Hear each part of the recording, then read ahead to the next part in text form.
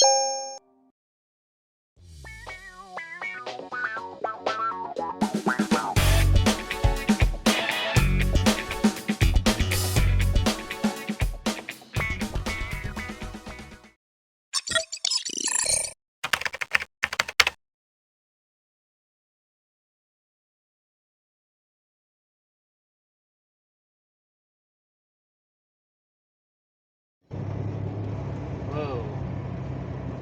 What's that all about? Interesting.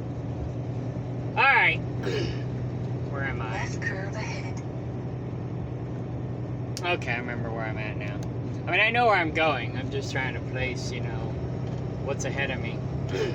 I'm on this here back road, going around the I-55, I-80 corridor. I'll come out over here at that elbow at the Pilot and another truck stop, and then I'll turn left, and then I'll go up to 80.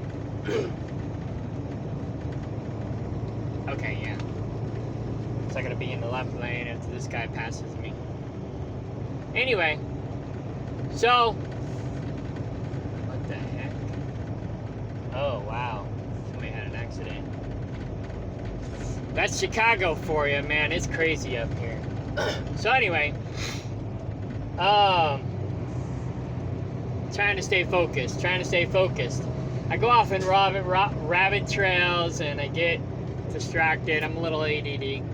So I just got off the phone with driver relations again. It just so happens, luckily, I had reinstalled that phone recorder. I uninstalled it like, I don't know, a week ago. And my new potential business partner and I were having problems with this douchebag driver. Why do I keep attracting douchebags? God, is there like an abundance of them? Or do I just have, you know, douchebags welcome written on my forehead? I don't know what the problem is. Anyways, so I reinstalled it to help walk her through on how to do all of the settings to allow it access to your phone so it will work properly, right? Because I love this app. It doesn't work very good on this phone that I'm actually recording on right now, but it works great on my new phone. So anyway, the last recording I did for you guys, I did it on this phone, and it sucked. It was horrible. So, but it sounded, I just proofed it. It sounds great. It's definitely a keeper. So I'm gonna add that to this video later. This is probably gonna be a long video. But my next video was gonna be on TransFlow, because when and maybe I'll make that a separate video. I'll try to do that separate, so this ain't like a 2-hour video. But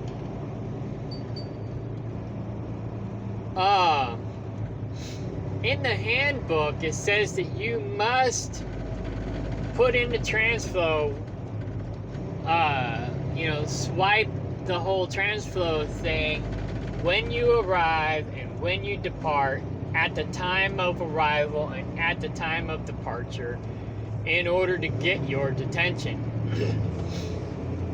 And I have and have not been doing that. And one of the reasons why I have not been doing it is because TransFlow is glitchy. And I've noticed that I'll go and do it like I'm supposed to. You know, before the pickup, you're supposed to accept the load. And then after, when you get there, you say you're there. And when you leave, you say you left. And I've done that. But then when I get to the delivery and I go in to say that I'm at the delivery, it's like it's like I never did the initial pickup information, and I got to go back and do it again. So it's like, so lately I just been like, screw it, I'll just do it all at the end.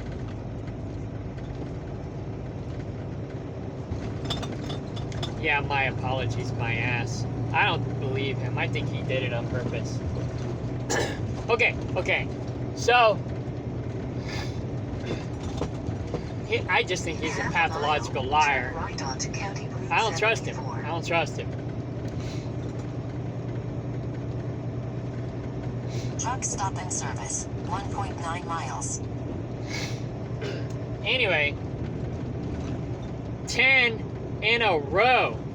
And I said 9 before, but I think it was actually 10 because I overlooked that layover. I wasn't counting that layover that I missed prior, and I was only counting the 9. So there's 10.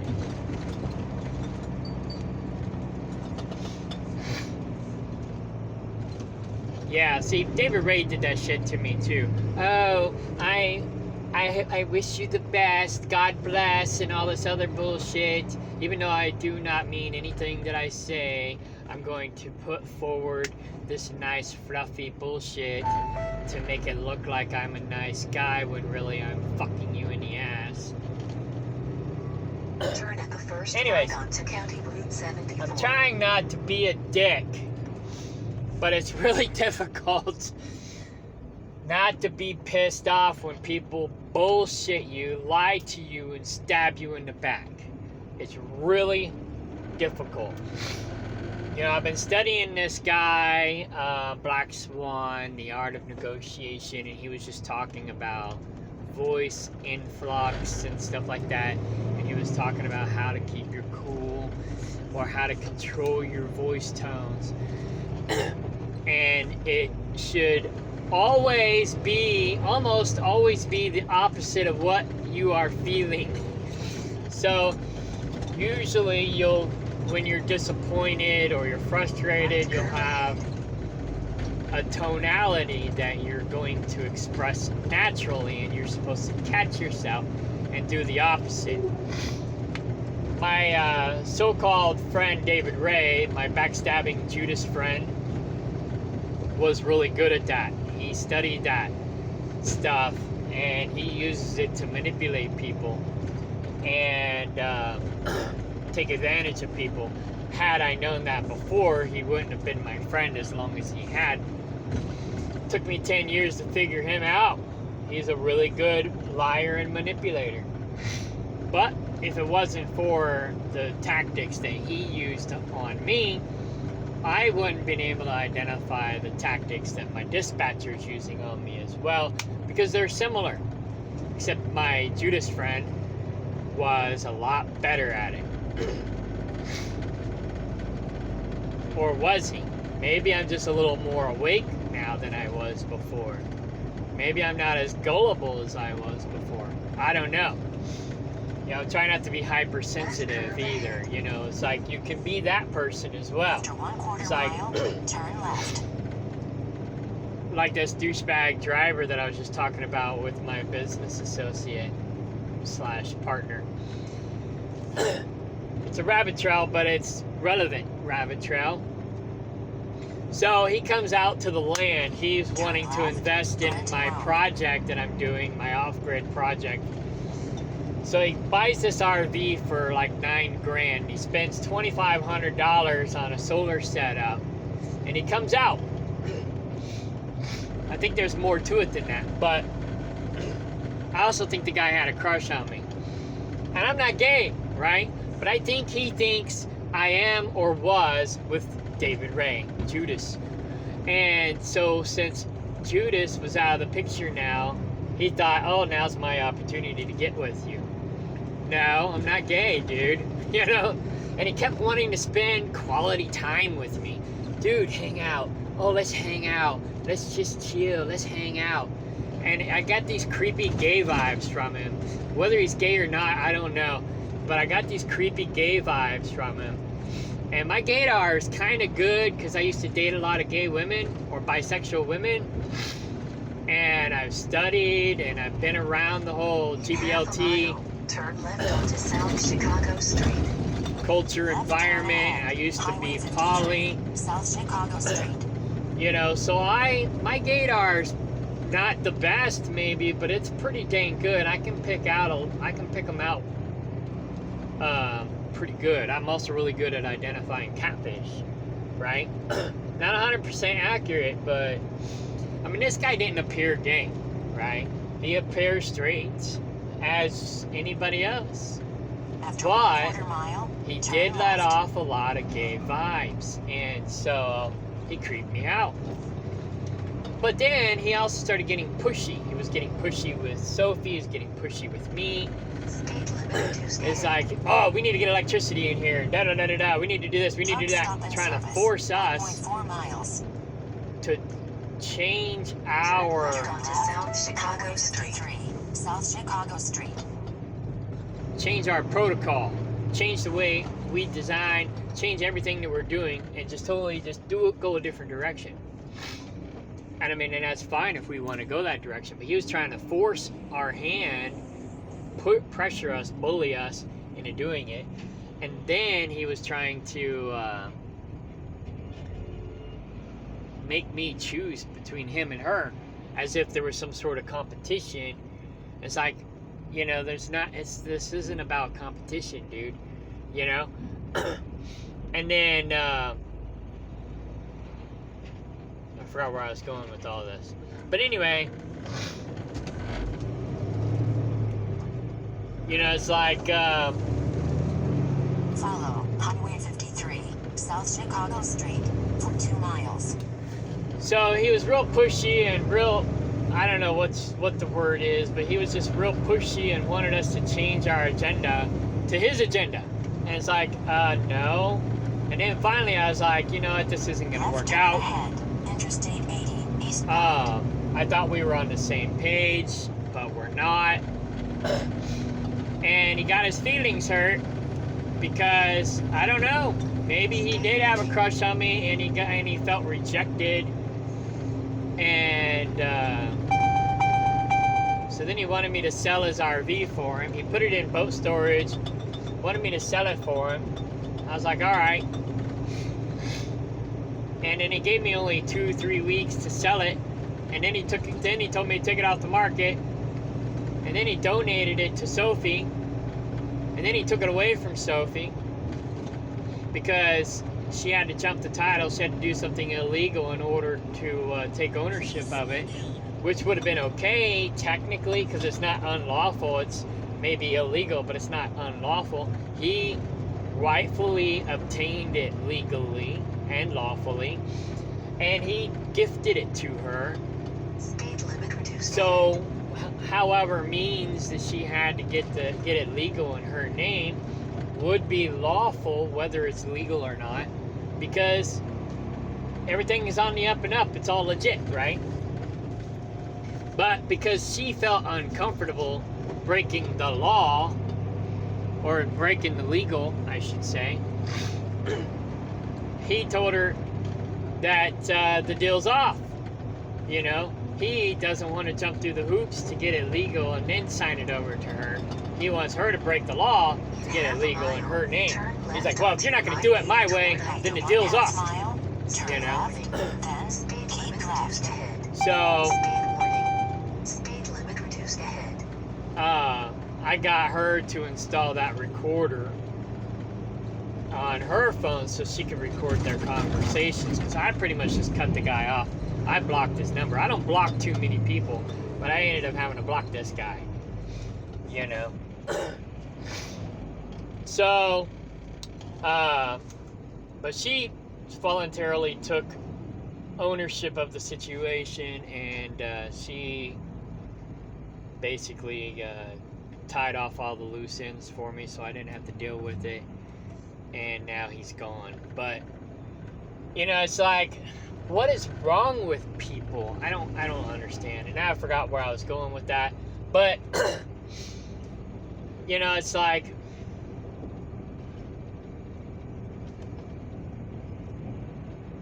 I attract loser, asshole, After 1/4 mile, idiots. turn left, then You know, keep and it's left. probably because I'm nice. You know, they think I should have did the other lane. It's like when I don't get in this lane, I feel like I should have gotten this lane, and then when I do get in this lane, I feel like I screwed up.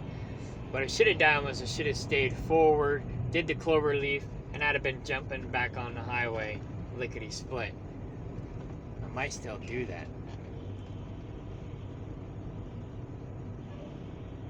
If I can. This is a narrow deal here. I'm gonna be stuck here for a minute. I guess maybe when this thing is lit up in red, that's my sign to do the little clover leaf tactic. I'm doing it now. Doing it now! Doing the clover leaf tactic. I'm not sitting in this line. But anyway.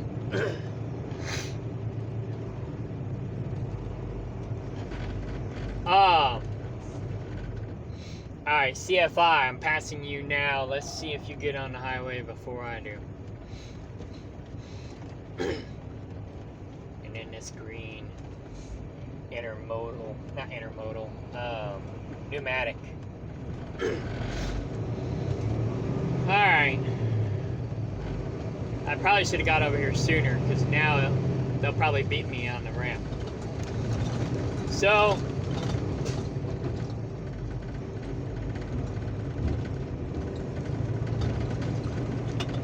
Turn at the first left onto I-80 Interstate 80 eastbound, then keep left towards Indiana. alright, 2 intermodals, and some other stuff. Alright, doing the clover leaf. Take the first exit on the right onto I-80 after 1/4 mile. Make a U-turn, then go straight ahead. 1 intermodal to switch.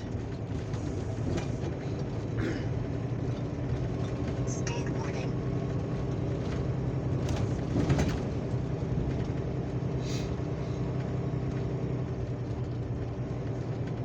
Take the exit right, 132, US 52, eastbound, Highway 53, Chicago Street. Then, at the end of the road, turn right. Alright, I'm up here now. Let's see where The CFI is. first exit on the right onto South Chicago Street.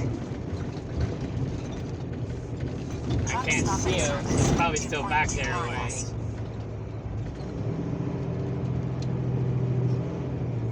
After 1/2 mile, take the exit right, 130. More than one way to skin a cat. But anyways, Right turn ahead. so, US I don't know, I got lost on my rabbit trail. Highway 53, Normally I'm pretty good at getting back on track. Take the exit right. But it's like these passive aggressive, Eastbound towards Gary, soft or Indiana. quiet, Truck vulnerable stop at service, narcissists. 0.8 miles. You know, and I don't know if these are narcissists or not, but it sure seems like it. But then again, I'm not 100% sure what a narcissist actually is. Alright, here we go. Jumping on. Prime is jumping on in front of me or behind me. After 1/4 mile, keep left, Interstate 80, eastbound. I guess I'll let Prime go. Keep left. But CFI is still back there, so I did good this time. Truck stop in service. Hey, Chihuahua. 1 mile. Alright, let's go, Prime. Amazon Prime, you're welcome. Alright. At least he said thank you. Get back up here and see where CFI is.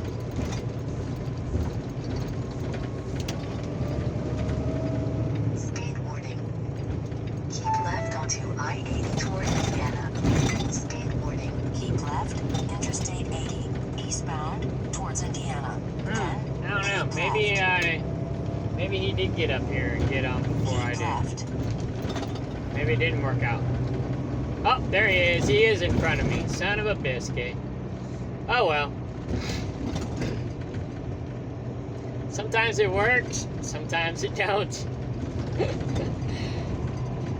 Oh well. Interstate 80, eastbound towards Indiana. There's For less 18 stress. miles. And that's also the other thing, you know. It's like, well, is it going to be more stressful? Is it not going to be more stressful?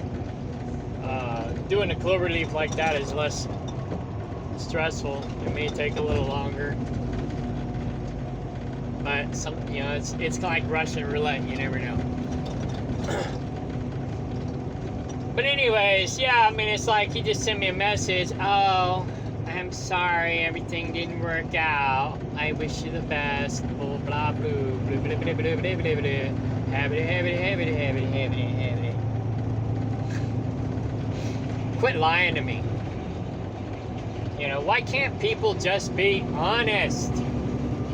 Why can't people just be honest? What is so wrong with honesty?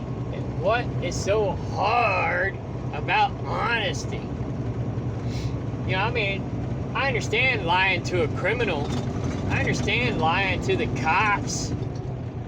You know, when they pull you over and say, do you know why I pulled you over? Oh yeah, let me incriminate myself. Yeah, I was doing this, and this, and this, and this, like on the movie Liar Liar. And I have 47 or 75 or whatever it was unpaid parking tickets. And then he impounds his car. You know, I mean, there's a point to lie, there's a point to tell the truth, and people do not get. You know, people don't seem to get it. I'm too honest. I'm not as honest as, what was his face? Jim Carrey was in that movie. Because he couldn't lie. I'm almost that honest, but I'm not quite that honest. You know. Yes, officer, I was doing this and this and this and this and this and this and this and this and this and this. It's like, oh, okay, let me write all that down. You know. I tell them, yeah, to increase the size, the cost, extend the reach and the power of a terroristic, tyrannical government. That's what I tell them. You know why I pulled you over? Yeah, to impose Soviet rule, to increase the size, the cost, extend the reach, and the power of a terroristic, tyrannical government. That's what I tell them. That's why you pulled me over. Because usually it's an unlawful stop anyways. But anyways, so I did a recording. I'll play that for you when I get parked, because you'll hear everything better. You can hear her voice better than you can hear my voice. So if I do it while driving, you may not be able to hear it. Furthermore, I think originally my point was that I got off track with was that TransFlow, the paperwork, the handbook says you have to do your TransFlow at every point. So like, say when I left the truck stop, I should have accepted the load, saying that I departed the customer that I just delivered at, and I'm on my way to the shipper. When I get to the shipper, before doing anything else, I have to say that I arrived at the shipper in order for my detention to count. When I leave, I have to say I left at that moment. Bam!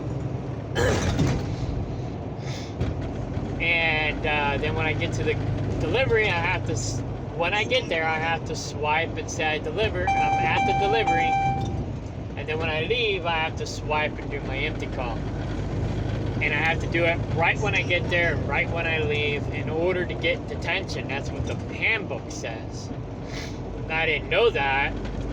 But again, the, TransFlow glitches. Speed warning. And Way station, 5.6 miles. And I've noticed that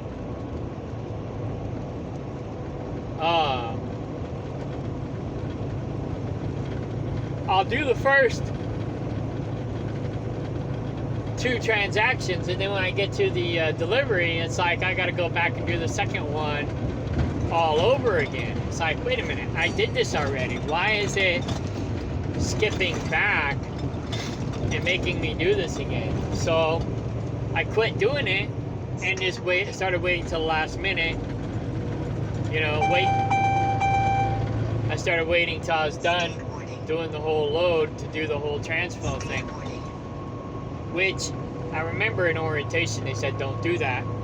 But it's like, why am I going to do it twice? You know, it's like it glitches on me all the time. Why am I going to do it twice?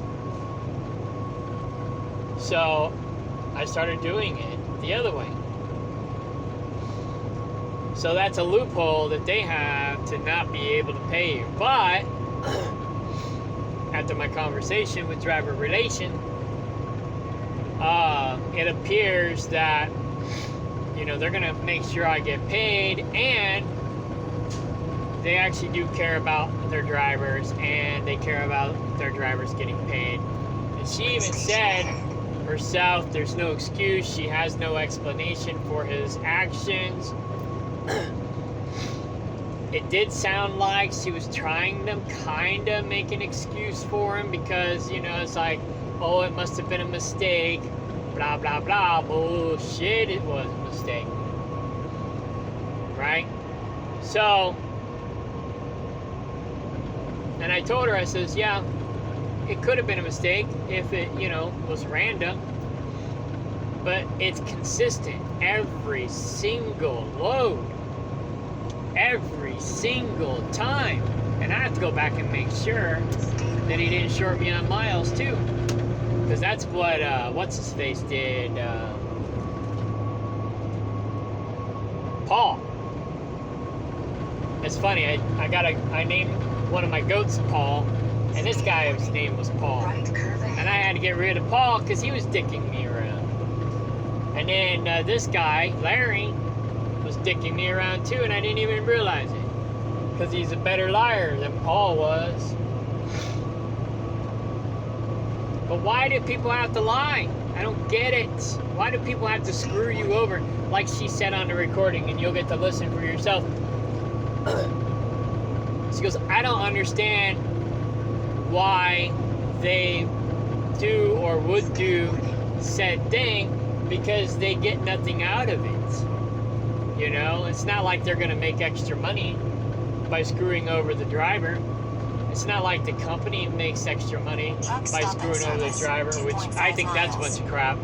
But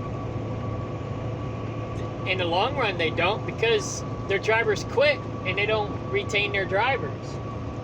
And like she said, and like I agreed with her on the recording, you know, it's partly our fault as drivers for not speaking up.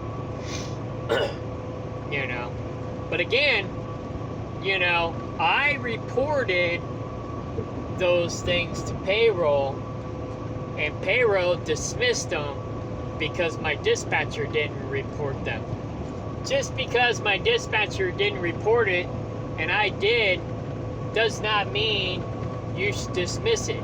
Does that mean you think I'm a liar? You know, why would I report that I should get paid for something when I shouldn't get paid for it? You know, does that mean you think that all drivers are liars, that we're always reporting things that we shouldn't be paid for? You know, you should look into those. That's your job as payroll. If somebody says, oh, I should get paid for this, you should check it out instead of just dismissing it.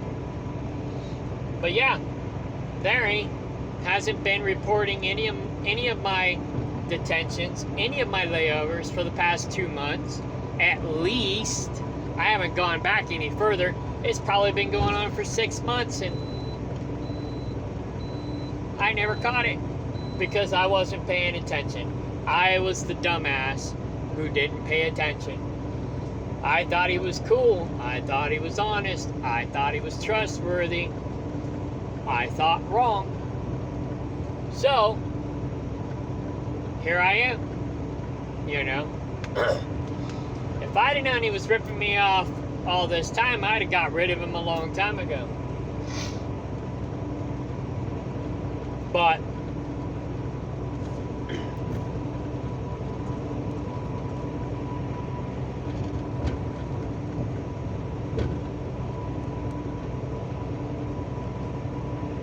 what the heck?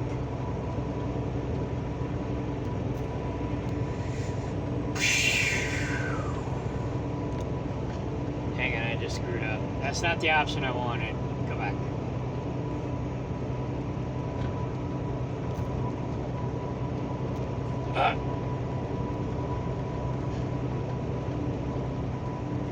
So there's the driver group at the top. I'll put a link in the description for the driver group if you want to join the driver group. But this is the driver group that my old dispatcher created for his drivers. And I'm glad he did, because this is the driver that Larry was screwing over. And he says, I was curious if I was just a fluke case. Now I know he does it knowingly. We drivers put up with a lot, but one thing we are not gonna put up with is our pay. Yeah, don't screw us on our pay or home time, right? But the money's, I think, you know, that's the problem. We like our money more than even our home time. Otherwise, we wouldn't be out here. But I was like, yeah, that's just the last 2 months. I went back and found 9 things, actually 10. 9 things that he neglected to pay me. Like you said, he does it knowingly and he doesn't care. Yeah, basically. So, I've got stuff way back when, you know, with them talking about it, and I documented that in previous videos, you know. So, Truck stop and service. I'll respond to these guys when I'm parked, because technically I'm not supposed to be on this while driving, and they don't know I have it on my phone. This is my work phone that I bought for work, because they want me to put all the spyware app on my phone for the brokers and whatnot. And I have a firewall that should be turned on. It doesn't always turn on. And it blocks all that stuff from running when I don't want it to run, so they can't spy on me. It's really cool, you know. Uber, I'll probably allow that, because I'm gonna probably need it in 2 to 3 weeks. But anyway, No Root Firewall. That's a good app to have. But yeah, I use this phone for business. This used to be my old gaming phone, so I still got some gaming stuff in here. And then here's my video editing stuff. This one's, the reverse one's really cool. I don't use it very often, but it's really cool. Airgun Depot. I need to back up all these shortcuts. Like I said in the one of the last videos, I'm looking for a shortcut organizer. So if you have one, you know one, let me know if it's a good one. Right now I've been using Discord.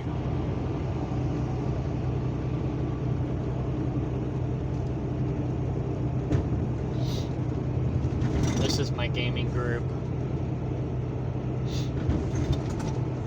I don't really play this game anymore, but I mean I do, but not that much. I got burned out on it, and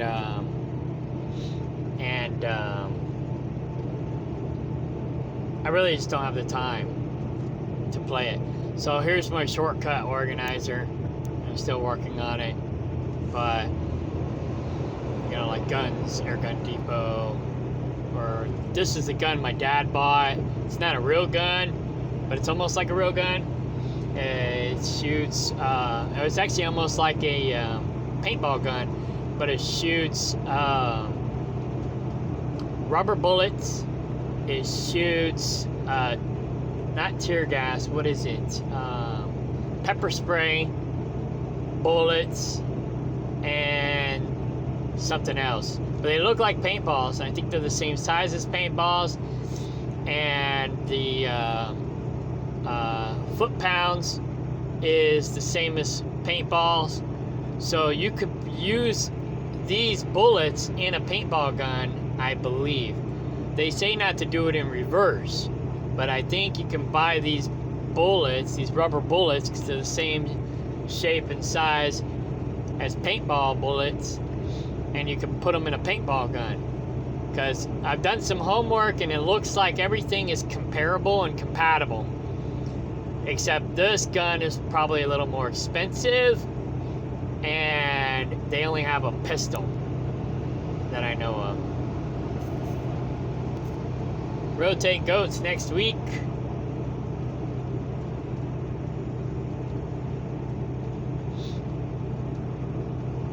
I've been into air guns lately. In 3 miles, keep right onto I-80 toward Indiana.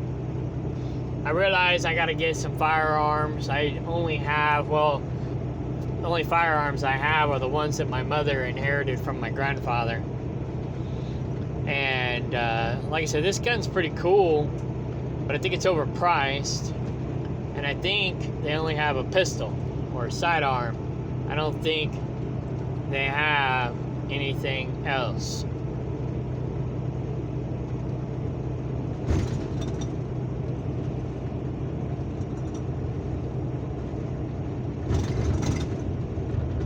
Yeah, I don't think they have. Oh, wait. It looks like they got like a Uzi looking gun. Like I say, it's no different than paintball. Oh, Instagram.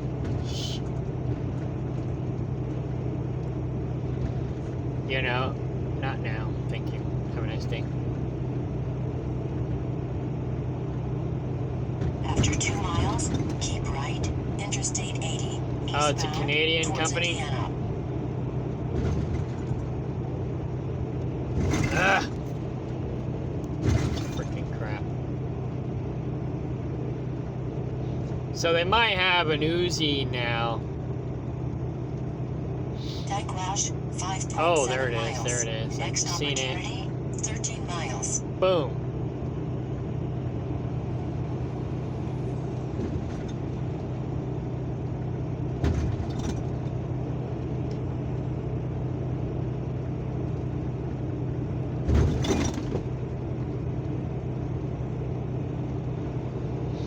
That's pretty cool. Wait, what?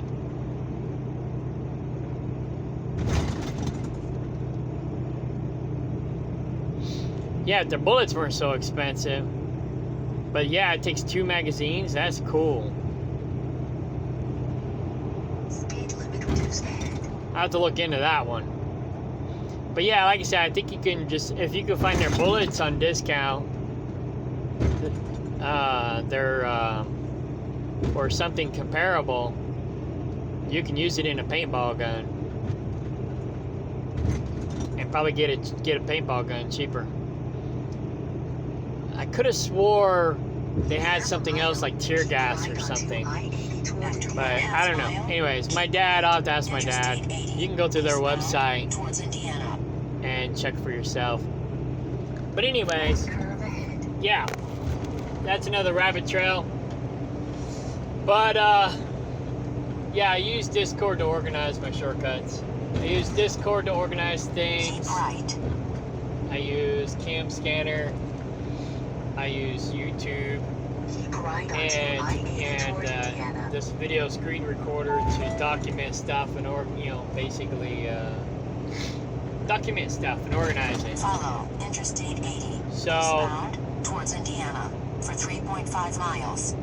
Yeah, when I get parked, I'll do a recording for the recording that I had with driver relations. I'll play that for you. Apparently HMD cares. We'll see how much they care. I'm pretty much on the way out, but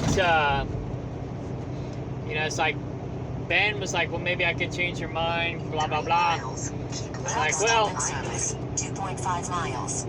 maybe, but let's see, what are we at the point of no return? I've already made the commitment. You know, it's like I've already taken the drug test. I've already been pretty much hired. I'm not going to tell that next company, oh, I changed my mind. You know, I'm committed. It's too late. It's done. It's kind of like when I was working for Andrews Logistics, and they screwed me over. They screwed me on my pay, and they screwed me on my home time, and they screwed me on the load that they said they would give me and never did. So I hired on for this run that went right by the house. Another driver that worked for Coal City Cobb with me went to Andrews Logistics, and he raved about them. Oh, they're great, they're wonderful, and I got this load that goes right by your house. You can get this load too, and you'd be happy, and you'd be home every week, and da-da-da-da-da. I was like, cool. So I went through all the trouble to hire on Interstate 80 eastbound. for that run. They said I would have it, and they never gave it to me. Never. And then that load ended up dissipating, right? Or that run ended up dissipating. So they put me on something else, somewhere else, that didn't work for me, but they needed me there, you know? And I did it, you know? I was a team player. I was like, all right, I'll do this until you get the run that I hired on for, you know, whatever, till you make this work, you know? I'll scratch your back, you scratch mine. Nah, they fucked me, right? So I find out that they have similar other runs that go right by my house. 5.7 miles. They could have put me Next on, opportunity, 88 miles. but they kept it hush hush. They wouldn't tell me about it. And so I bugged them to put me on those loads, and they're like, I don't know what their excuse was, but they never did it, right? I had to drive 5 to 6 hours to and from work, 10-hour round trip, you know, 10 to 12 hours round trip. So needless to say, I didn't go home every week. I went home once a month. I had to drive my personal vehicle all the way to East St. Louis. Keep left onto After 1/2 mile, keep left, Interstate 80 eastbound. Stay out for a whole month, and then drive my personal vehicle all the way home, because they wouldn't get me home in the big truck. You know, I had 2 pickup trucks, but they wouldn't get me home. Right? Truck stop, 5.7 miles. Next opportunity, 51 miles. Keep left, Interstate 80 eastbound.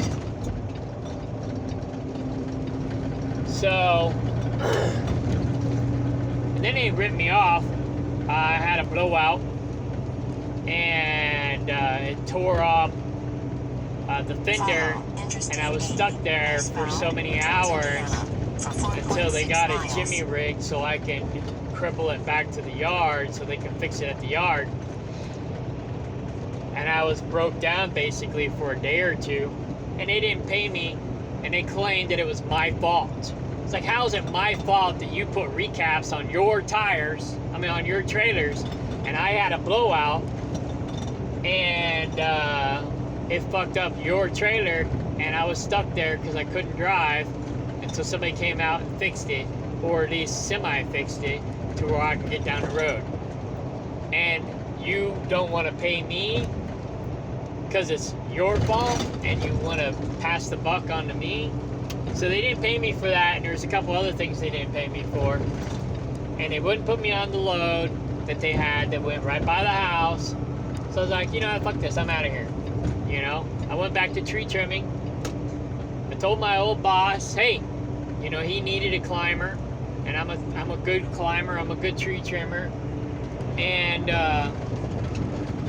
that boss, you know, I wouldn't say he loved me because we didn't really get along, but he loved my skills. He said I was the best, or he said out of 30 years, I was the second person he's ever seen in 30 years to be as good as I am with no experience, you know? It was like, it was a natural to me, you know, or whatever. I was a natural to him. He's like, I've only had one other guy be as good as you out of the box with no experience. in 30 years. He was really impressed by me. The only reason we didn't really get along is because he liked to talk religion and politics, and we didn't agree on the religion or the politics. And so it was like we were rubbing each other the wrong way. And I tried to avoid those topics, but he wanted to talk about them all the time. And it's like, dude, don't fucking talk to me, you know? So that's the only reason we didn't get along, right? Otherwise, we got along great. So,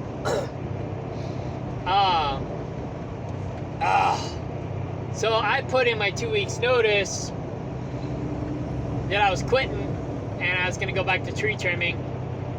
After 2 miles, keep left. So what did they do? They put me on the load that I've been bugging to be put on for the last 2 weeks. And then when it was almost time for me to leave, my boss was like, 2.5 miles. "So, you still leaving?" I was like, "Yeah, motherfucker. You fucked me over. Don't just kiss my ass when I turn in my 2 weeks notice and expect everything to just be hunky-dory. Fuck that. I don't play those games. I'm not your little bitch." You know? So, I bounced, you know? And the same here. I mean, Ben didn't do anything to me, right? It was Larry and Paul. But, and maybe payroll, you know? Maybe they have some bad policies that they need to fix with the company. But, you know, Larry, I think, is the problem. You know? He just negligently didn't pay me. And didn't care. Acted like he pretended to act like he cared, but obviously he didn't give two shits. Because there's like 10 of them in a row. 10 in a freaking row. He didn't just get busy and forgot about them by accident. Keep left, Interstate 80, eastbound, Interstate 294, southbound, towards Indiana. Not unless he's just some retard that doesn't belong in his position, you know. But see, I said something in a video about a month ago, you know. I got a bad vibe from him when I met him at the driver appreciation dinner or lunch. It's like he wouldn't or couldn't look me in the eye. And I found that very odd, you know. He kept acting like he didn't want to be there. He talked before we met like he was eager to meet me and, oh, everything is cool and, oh yeah, looking forward to it, and we're gonna have a sit down and we're gonna have lunch together like we're buddies. And then he shows up, you know. He's obviously not planning to do a sit down. He stands there to talk with me, but I don't know that he actually made any eye contact with me at all. If he did, I don't remember, maybe once. But it's like he couldn't make eye contact with me. 0.7 miles. And I wasn't like trying to stare him down or anything, but I was just having a normal conversation. But it was so blatantly obvious that he couldn't or wouldn't make eye contact with me. It was like something was off, and I didn't know what it was. And now I get it, you know. Basically, he's been screwing me over all these months, and that's why he couldn't look me in the eye. And he's been screwing other drivers over too. This is a habit. This ain't no accident. This is a habit. So, I mean, I don't like to try to get people fired, but I think this guy's bad for the company. I think he's bad for drivers, you know. He's costing the company drivers because they're quitting because he screws them over. And I hear from other drivers that they like their dispatchers, that they have a great dispatcher. Like one guy who watches the videos, he's got Peter, and he loves Peter. Peter's awesome. you know, and maybe Peter is, but Larry sure the hell ain't. So, yeah, the problem is the dispatchers probably. I mean, that's probably the biggest problem with this company is the dispatchers. You know, if you got a crappy dispatcher. But like that one girl said, who used to be one of my dispatchers, she said the fish rots from the head. So what is it about HMD that is either hiring or encouraging dishonest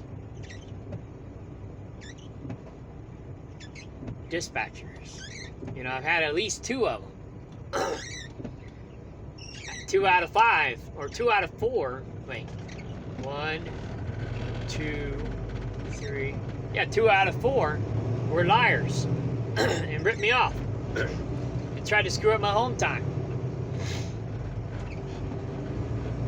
So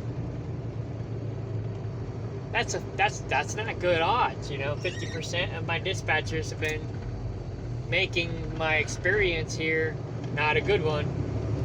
Like I said, Larry was cool at first, but had I known he wasn't paying me for stuff, I wouldn't have thought he was so cool, you know. But he was so nice. No, yeah, he was smiling to your face while stabbing you in the back, just like my Judas friend David Ray, backstabbing son of a bitch. So you gotta watch out for people like that. You gotta watch out for people like that. So anyways, I'm gonna end this video right now, and I will attach the audio of video recording of the audio recording, because I can't just attach the audio. I tried, it doesn't work. I don't know how I can. Oh wait, maybe I can. I don't know, I'll figure it out. So if I can, then I'll attach images and then put the audio in the background. We'll see what I can do. These apps, that when they update them, they add new features that I didn't know about or that weren't there before. And I'm like, oh, hey, was this here before? You know? And so it's like I figure out new stuff with these apps, and my videos get better, either because I learn how to do stuff or they add new features to make them better. And I try to make good, positive videos. My videos before used to be like educational videos. I'm not ranting and bitching and raving about bullshit, but hopefully I can get back to that. And yeah, I know my videos aren't as good as some other people's who spend more time editing and making them fancy and stuff like that. All my shit's uncut, raw material. So if you got the time to you know, deal with it, I do have some useful information to share. I don't know. We'll see if HMD cares or if they don't care. But I don't know. They seem to act like they care. But I don't know. I don't know if they're talking out of both sides of their mouth or not. But I guess we'll find out. Alright, bye.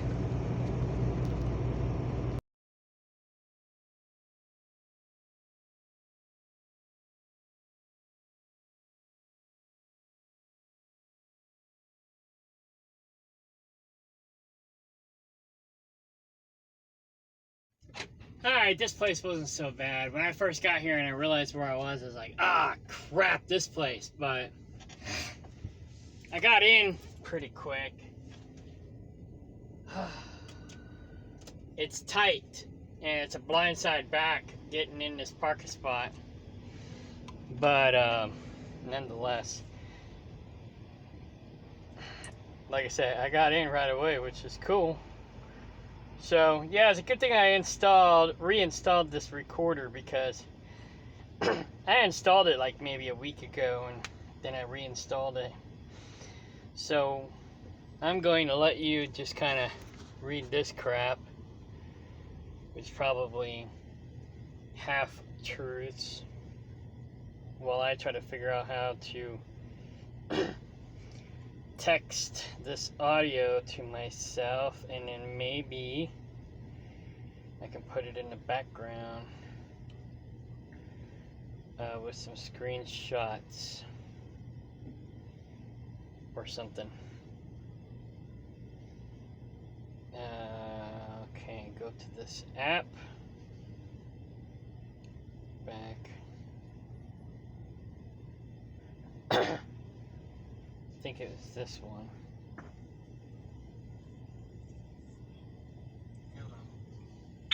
David? This is it. Okay, that's the one. Let's see if I can text it to myself.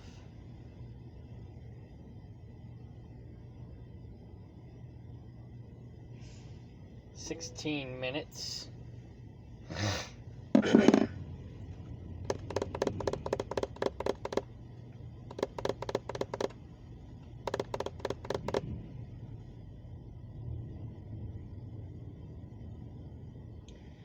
It looks like it's going.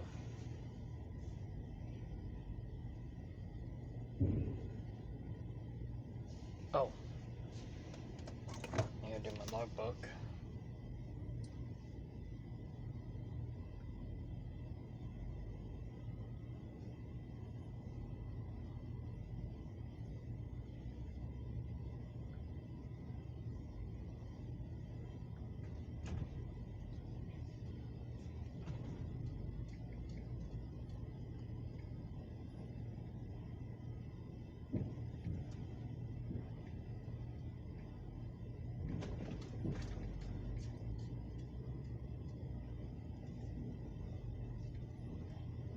And they're already getting me loaded. That's cool. And I might have to get out and help this driver back into this hole next to me without tearing anything up. He's got the third hardest spot in here. I had the second hardest spot. Oops. Oh, it looks like it's sending. So it should be to this phone any minute now. And I'll wait to do the logbook thing. This is my new dispatcher, basically. It looks like this guy's got it. He says tandem's back. Let me go out here and help him out.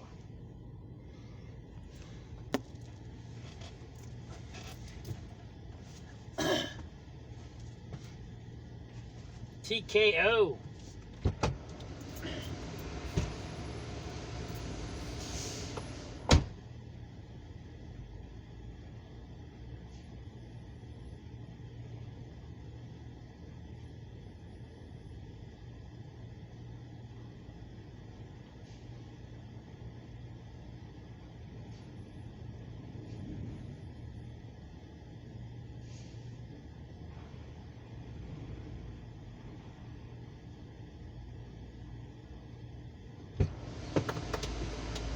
Alright, he pretty much had it.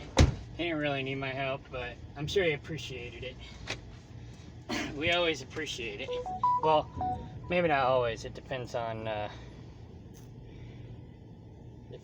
day and the person and the help.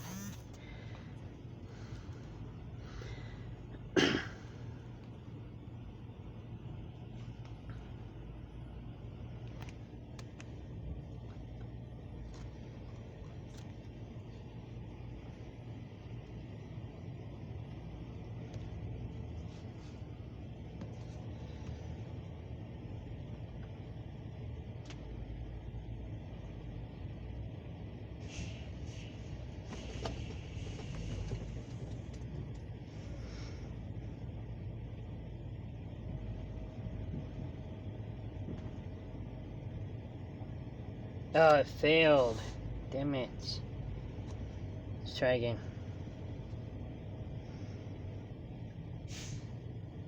I might have to Bluetooth it.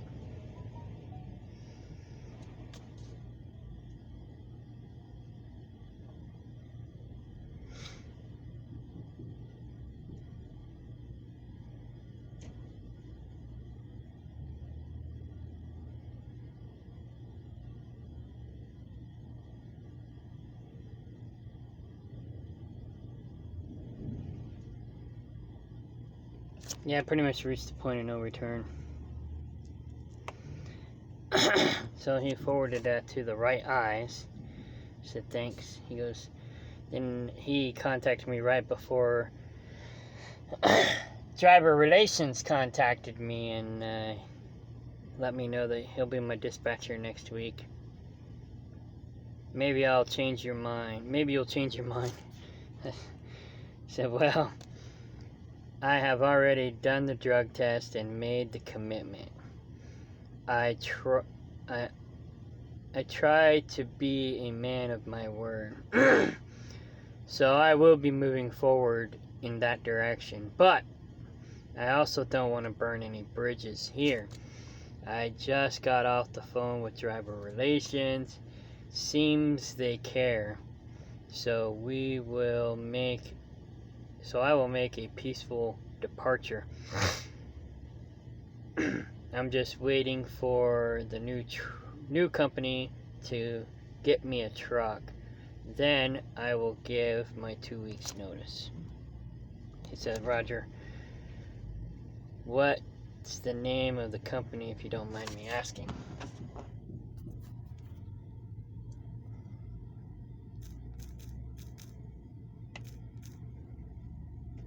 Stroller. I think it's Stoller.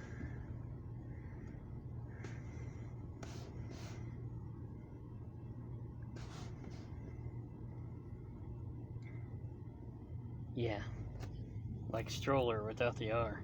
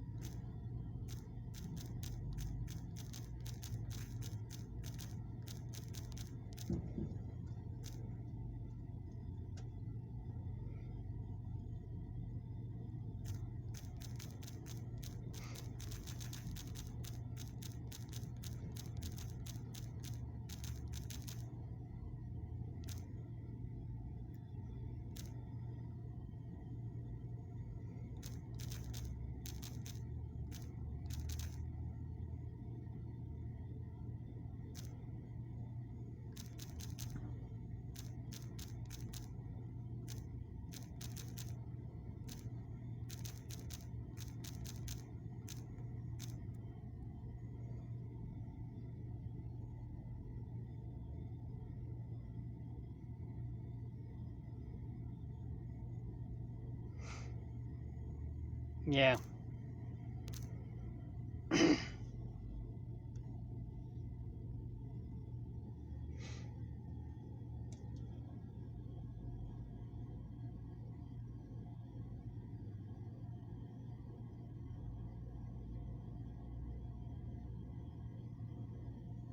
Yeah, that figures.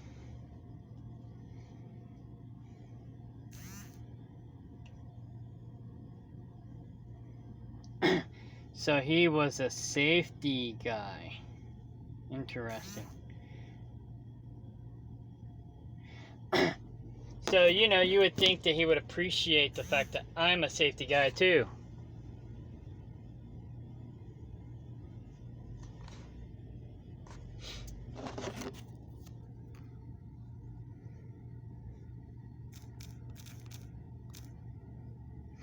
Yeah, this is the HMD driver group that I created.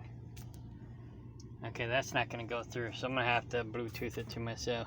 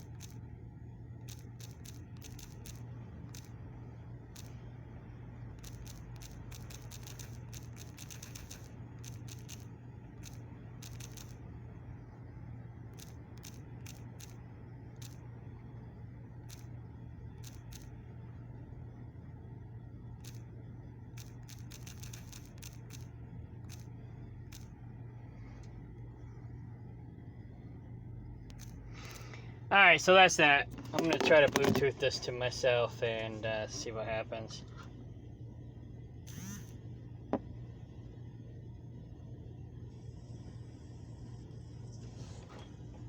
Hello. David? This is he. Hi, David. Good morning. This is Galia calling from HMD Trucking Private Relations. How are you today? I've been better. Okay. Sorry for that. I hope this is not going to last too long, okay? So, anyway, I wanted to speak about a few things.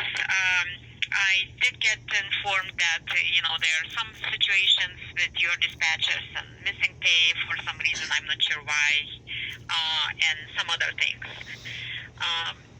Also, obviously, thank you for letting us know that, you're going to some missing information or, some difficulties not communicating, probably solving the situations. It's always good to know, and I'm glad that you spoke up about that. Now, at this point, I spoke to Tatiana in the payroll. She said, she submitted an entire list to Larry to review and My apology for missing these things. You missed all of them. What the hell? work on it and make sure everything is compensated. And probably this afternoon we'll have all finalized, and she will give you a call back and let you know exactly what was missing, if it was missing, and then when it's gonna get paid to you. Okay. Also wanted to find out from you about this breakdown layover pay. She said that you agreed to get it paid next week. I just wanted to confirm if that is okay with you, or you would like to get it sooner than that. I mean, that's fine. I mean, they didn't ask me if next week was okay or not. I guess they just assumed, but I mean, I don't care when I get paid as long as I get paid, I mean.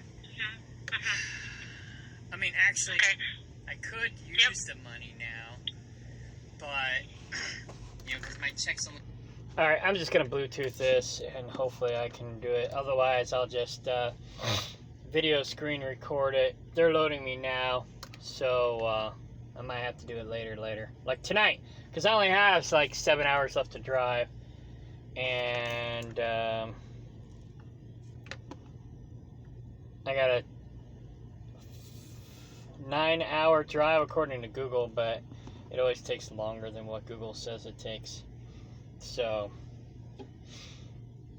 I'll be home between 10 a.m. and noon tomorrow. According to Rand McNally, I'll probably get home around 11 tomorrow. That's if I leave right now. So, yeah, I was right in the last video. I probably won't get home till noon or afternoon as usual. And then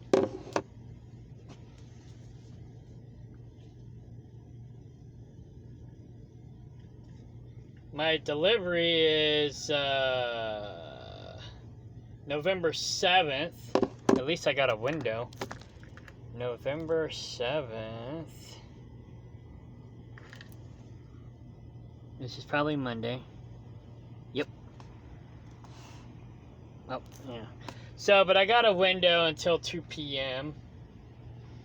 So if I get home at noon and I leave at noon, then I might get there by 2 p.m. So I can't wait till the last minute. So I won't get a full 2 days off. But maybe I can get some stuff done Monday morning that I can't do Saturday. So I was going to go get some more materials for my property from the lumber yard this weekend, but they close at noon on Saturday and they don't open till Monday. So now I'll have to wait till Monday to go get the stuff, or drive a whole hour to Springfield and then a whole hour back to get the stuff. So that's 2 hours driving on my own personal dime to go get the same stuff that I can get locally if I got home in time. Otherwise, I gotta wait till Monday to buy it And then I won't be able to actually install the stuff till the following weekend. This is why I want to get home on Friday evening, Saturday morning. But this is what I always get. Home on Saturday afternoon, out Monday morning. This is what he does to me every freaking weekend, and this is why I'm pissed off at him, besides the fact that he's been dicking me on the payroll. Oh, I wish you would have said something sooner. I wish you didn't fuck it up every fucking week. You know? Every fucking week. Anyways, yeah. Don't play coy with me. I know a bullshitter when I see... Well, I don't always know a bullshitter when I see one, but this is definitely bullshit. So anyways, he did this on purpose. He don't give a fuck. Either that or he's stupid like the other guy said. He don't know shit. Somebody told me he was a seasoned dispatcher. But apparently, he ain't very seasoned. He's a retard. So, I don't know. I'll attach the driver group to the show notes or whatever it's called. And, you know, we can talk in there if you want to. And like in this recording, when you finally get to listen to it, you know, we need to communicate with the company when we have problems. And I should have stayed on top of my paycheck every week, but you know, I didn't realize I was getting screwed every week. And yeah, you know, I it's partly my fault. I admit that. It's partly my fault. I should have been double checking him. But because I wasn't, he's like, aha, I got a live one here. You know? It's like he won't put it in unless I call him on it. And of course, payroll won't put it in unless I call him on it and make him put it in. Because they're not going to put it in unless he puts it in. So it's like, I gotta do this shit. I gotta babysit my paycheck, and I gotta babysit my dispatcher to make sure he pays me, or make sure he makes sure they pay me every freaking week. Come on. Come on. Anyways, I'm gonna Bluetooth this and see if I can attach it. Alright, bye. A few moments later. I think I just remembered why I went on that rabbit trail I went on earlier. So I'll clarify real quick.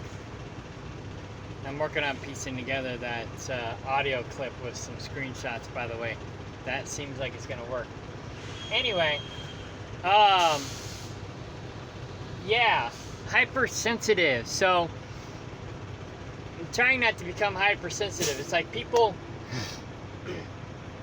get screwed over so much their whole lives that they become paranoid of everything.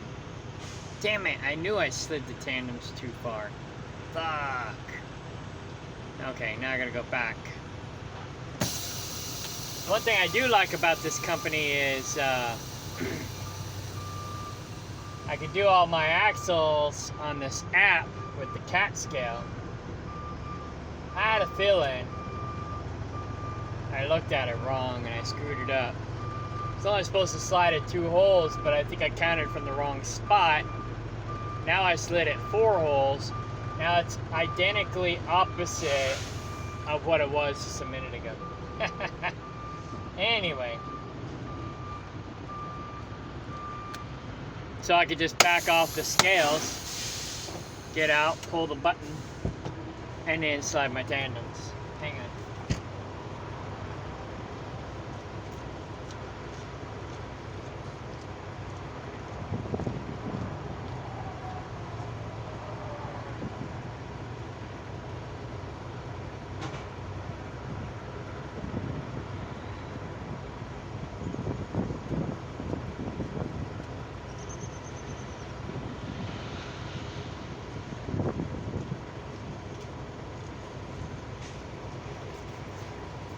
That's provided nobody's waiting in line. So now,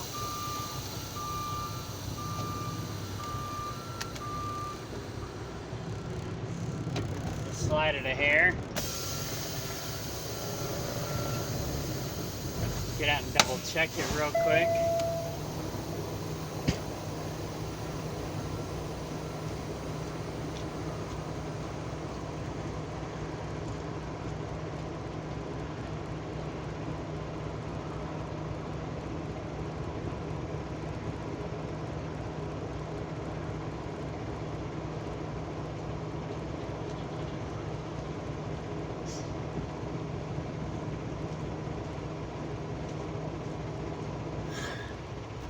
Ah, hell, I slid too far again.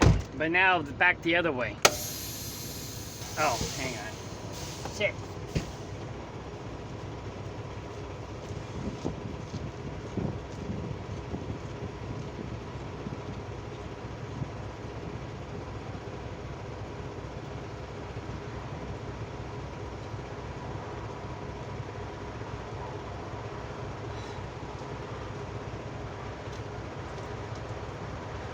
I'm hauling paper, so it's heavy and it's sensitive. Okay, right there. Maybe. Let me double check it before I release the air. Oh, I already did. Oh well.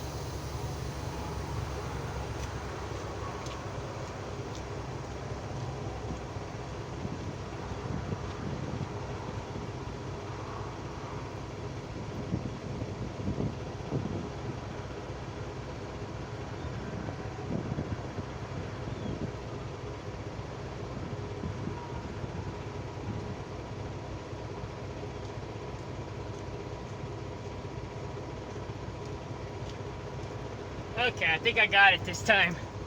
So yeah, so the nice thing is I can just pull onto the scale, use the app, and it tells me what my weights are. So then I can just back off the scale, adjust my weight, pull back on, do it again. Once I got everything in order, then I go inside and get my scale ticket. So it's a lot better. I do love this, what is it called? CatScale app.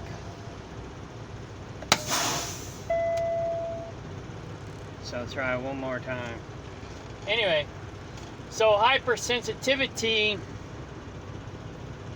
I was talking about that guy on the land who was going to be a potential business partner. He was so hypersensitive that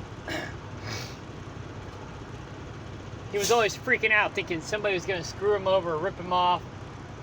And he was so paranoid that I was going to project my paranoia onto him, that he was paranoid. You know, it's like, dude, I think you're reading into this, you know? And people do that. People do that all the time, you know? It's like they are... I probably could have gone one more hole, but it's good. I'm not going to jack with it. Anyway.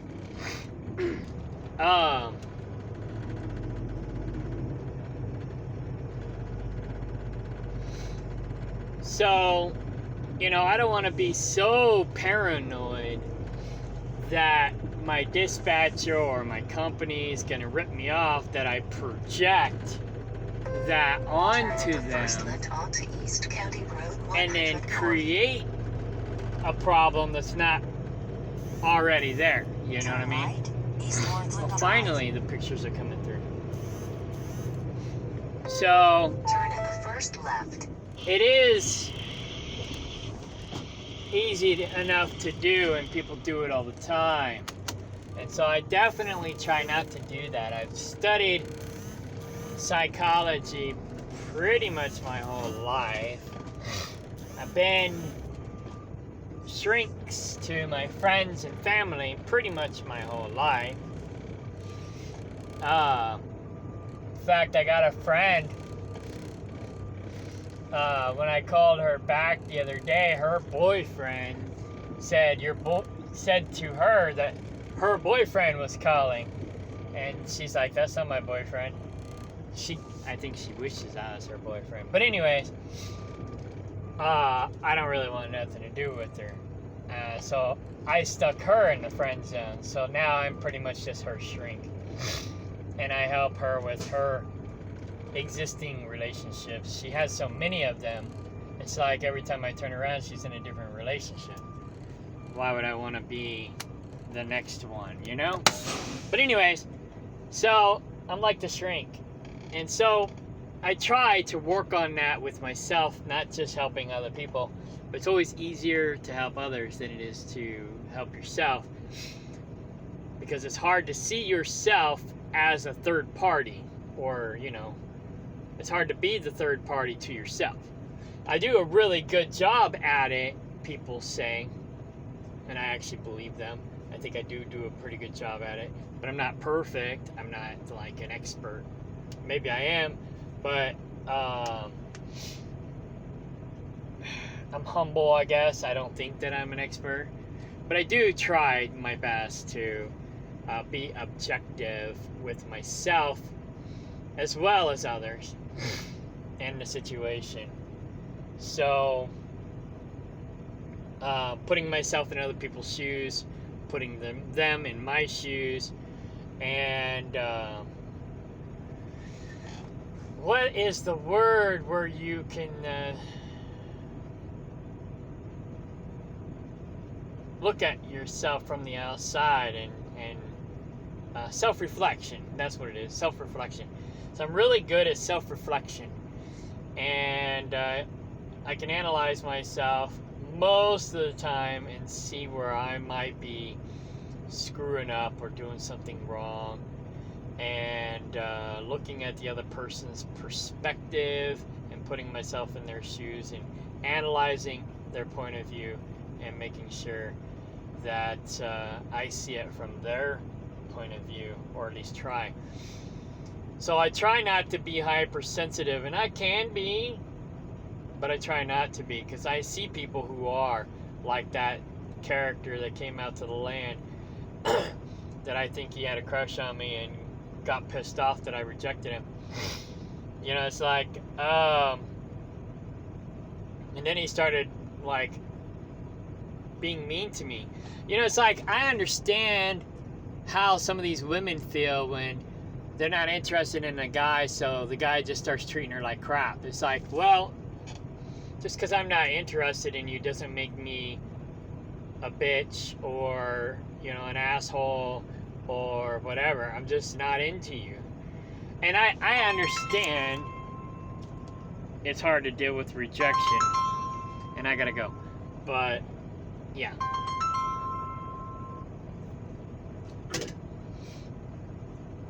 Hello. You got quiet all of a sudden. Hang on, let me turn the volume up.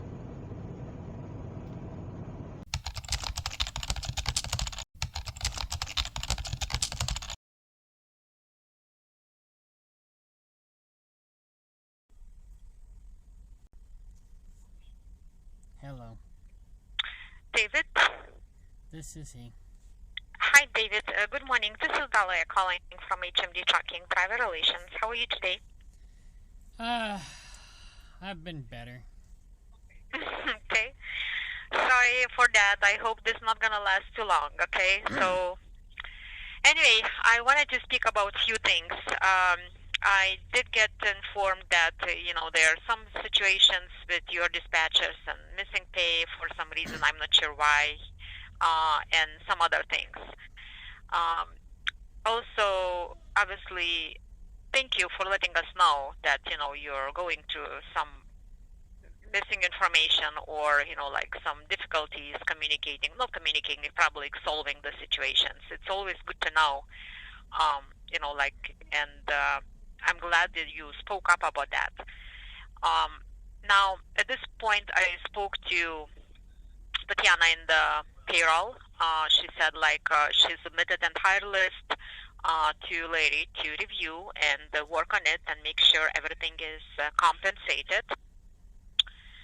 And probably this afternoon we'll have all finalized, and she will give you a call back and let you know exactly what was missing, if it was missing, and then when it's gonna get paid to you. Okay. Also, wanted to find out from you about this breakdown layover pay. She said that you agreed to get it paid next week. I just wanted to confirm if that is okay with you, or you would like to get it sooner than that. I mean, that's fine. I mean, they didn't ask me if next week was okay or not. I guess they just assumed, but I mean, I don't care when I get paid as long as I get paid, you know? I mean, I mean, actually, Okay. I could use the money now, but, you know, because my check's only going to be like $500 or less. Well, this week. yeah, that's why I wanted to ask you, like, because if you prefer, we can issue a fast check for you for that layover. And then, you know, if that's going to be any helpful. But it's totally up to you, you know, like one way or other way. So, or a fast check we can issue as of today, and you can cash it, or you can wait for next week paycheck. It's, like I said, it's totally up to you. Right.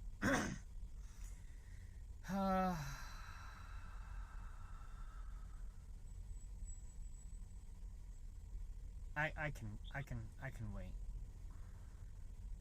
Okay, that's fine. I mean, in case you change your mind today, you know, like just let me know, or let Tatiana know in payroll, because when she gets all the finalized numbers from Larry, she will give you a call back and will let you know exactly. But you can, you know, always request the EFS check in case you prefer. Now, the second part of your request, dispatcher change, right? Yes. Yeah, Ben. David? Yeah, Ben just notified me that he will be my dispatcher next week. Okay, that was quick. Okay, so that's good. That's good. I'm glad because, you know, when we got this email this morning, I went to speak to operation management and see like what changes can be made, and luckily that was possible to do. So again, I hope this is gonna, you know, give you more enjoyment working, and hopefully, you know, this is gonna be kind of. I'm not sure about your plans going for different company. Maybe, obviously, if you're not satisfied, we all kind of think that route and thinking, okay, then I have to make some changes for myself and feel more satisfied. So hopefully this is going to be a good option for you, and maybe this is going to let you continue working with the company as well. Yeah, sometimes it takes longer to fix the problem after the problem's already been, rather than making sure there's no problem in the first place. But you know, it's kind of like my brother. He done a lot of criminal stuff growing up, and now nobody trusts him, and he wants everybody to trust him. It's like, you got to earn that, you know, and it takes time. It takes time for people to, you know, get over things like that. So, I mean, if the company is really sincere and the company is really trying, you know, great, you know, and it's not just about me, it's about other drivers. I mean, there's another driver that I was communicating with that quit recently because Larry was ripping him off on his payroll as well. I guess he didn't tell you guys, I don't know. But yeah, and, go ahead. You know, if it was happening to him and happening to me, and it's like, this doesn't look like some accident. It looks like it's happened every single time for the past 2 months. I just went back 2 months. I didn't go back to prior.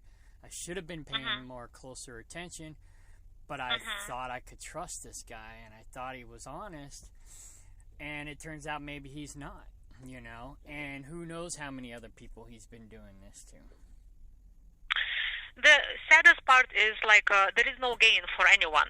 So it's not like, you know, there is like a crazy amount of money the company is gaining off that. So it's or a dispatcher is getting that. So it's not.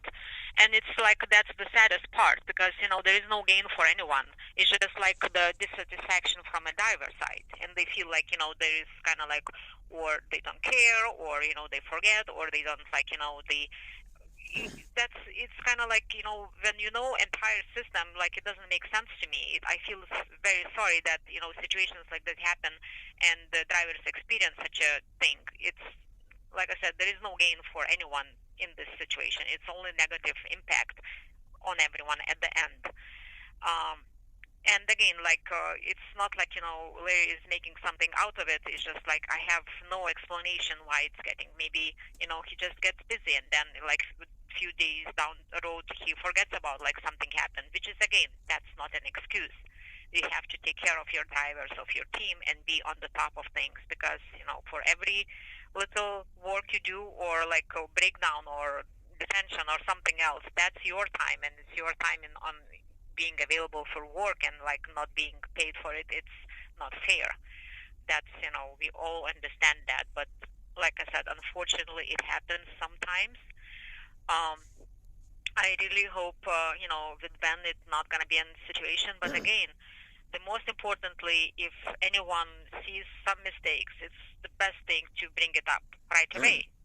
Because as a humans, we may forget, we may make mistakes, but like it doesn't mean that it was done, intentionally. So, right, not and necessary. yeah, that's what I'm saying. If it was just here and there, then I would have thought, okay, maybe it was a mistake. But it's like every single time, and that's what really upset me. But yeah, like you said, I should have been paying attention sooner, and when I seen it the first time, I should have said something. Because like a couple weeks ago, I got shorted like 60 miles that he said he was going to pay me, and then he didn't pay me. And I said something about it, and I still didn't get paid. I said something about it last week, last week. Because he had me do something similar again, and at first I wasn't gonna. I don't know if I was gonna say something or not, but I didn't say anything, and then it happened again, and I was like, "Am I getting paid for this? Because I didn't get paid the last time, and you said I was gonna get paid the last time." He goes, "Oh, I'll make sure you get paid, and I'll make sure you get paid for the last time too." Well, I didn't get paid for either one, so it's like, is he blowing smoke up my butt? I don't know. But it's like, I don't know. So, yeah, I understand that if you guys don't know, you can't do anything about it. And that's the reason why I sent the email and the screenshots and stuff. Because, I used to be a businessman. I used to be a boss, a leader. And I used to tell people, too, if I don't know there's a problem, I can't fix the problem. So I understand that. I get that. So that's why I made you guys aware. But it just, I don't know. It just seems like the problem's not getting fixed. And Well, again, I understand your frustration, and one time, another time, after a while, like you say, you lose the trust about, for a person, for a company, and like entire situation. And it's kind of like, and, first of all, you should not even question that. Was it everything paid? It's supposed to be paid, everything. And then that's the relationship you have with whoever you work for. Like, expect that to be taken care 100%. Unfortunately, it did not happen. And unfortunately, like I said, it's a very, kind of sad experience. Like, again, that's probably the personality more than anything else, because like I said, there is no gain for company or for Larry not paying something. It's just kind of like, I'm not sure. It's like, I don't know how to explain it, to be honest with you. right. I wish drivers would be more vocal about situations like that. It might be actual situation, it might be misunderstanding or miscommunication, but always worth to take a look and see what is the reason, why it's happening, and what can be done better. Always. Right. So, and in case you hear, anyone talking like, okay, there was something missing or something was not what the driver expected, please, share the thing. Let us know. And just like we work on this, we'll review every single thing. We investigate every single thing. We want to make sure our drivers trust the company and they have very clear relationship about anything. That's cool. Because so just and I'm like I said, I'm glad that you decided to reach out and speak about this, and just like that's the way it should be, because it's not like mom and pop store. Like, this company is for a long time, and we really care for good relationship with drivers and good reputation, and that it's important in every business, no matter how big or small it is. Right. Well, but the most important, I'm very glad that you're getting to work with Ben. So hopefully this is going to be, a newer start and newer kind of like experience, much better. But again, in future, even if that happens, please just let us know. Just let us take care of things and to work on whatever is needed. So I did not hear anything about Ben, like things like that missing or something. I think they're just more personality than anything else. But again, we need to figure this out. Yeah, I think it's just, I don't know, maybe a neglectful attitude on Larry's part. But, I try not to jump any guns or jump to conclusions. I try to make sure that what I'm thinking is accurate before I, say something, because I don't want to be talking out of my butt, if you will. But, or even talking out of both sides of my mouth. And I try to verify, and I do talk to other drivers, so I also cross-analyze with them to make sure that, I am thinking what I think I'm thinking, if that makes sense, before I speak up, because I want to make sure that I'm not, I'm not full of it. So, I'm glad that you guys appreciate the fact that I do speak up, and it probably would be better if more drivers did speak up. Absolutely. Because I remember when I had problems with Paul, and Paul did similar things. He was shorting me miles, and I caught him on it and called him on it and was watching him. But I had other issues with him as well, and whenever I said something to drivers' relations when I had him, they basically said the same thing. Thank you for saying something, because a lot of drivers don't. They just quit, and then we don't know what the problem is. Exactly. And then again, we lose the opportunity to do it better, or, work on issues which are definitely fixable. That's the thing. And especially, with drivers like you are. You're for almost a year with the company. Right. Yeah, it'll be You're going to be at the end of this month. Yeah, exactly. And then, the loyalty, it's very important for any company, for any business. And, that's very important part. And it's always good to have very clear and transparent relationship with anyone. I'm very transparent, that's for sure. I'm probably too transparent. But it's okay. And I know I'm not like the best mile maker for the company, but it's like, like you said, I'm loyal, I'm honest, I'm transparent, I'm safe, I'm legal, I'm everything except for maybe the one who pumps out the best miles, But okay. I'm a quality driver rather than a quantity driver. And I do appreciate working for a company that appreciates a driver like me. So, Definitely, especially if you said, you've been in business,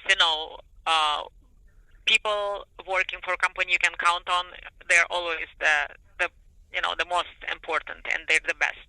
And that's the kind of that brings the strength for any company. So that's how it goes. Well, David, okay, so if any questions again, or just encourage other drivers to speak up, that's why we're here to work together on things. And and then again, like Tatiana gonna let us know exactly. Gonna probably give you a call, or I can give you a call whenever we'll have the final answers about the numbers or other missing situation. Okay. All right. Okay. Okay. Thank you, David. Have a good rest of the day then. Okay. Thank you very much. Bye bye. All right, bye.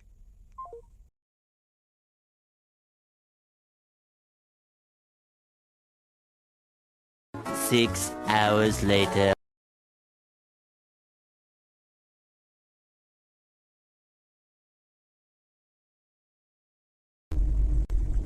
Hello. Hello, David. Yeah. This is Tatiana from payroll. I was just calling to tell you that dispatcher provided me with the detention hours for the loads that you sent, and with the layover, I'm sure somebody like Dahlia or Bailey already told you about it, and I added out all for your next week paycheck, so you should be able to see it on your next week payroll. Okay? Thank you very much. Yeah, I'm sorry that all of that happened. I hope it's not going to be like this anymore. Yeah, I'm just concerned about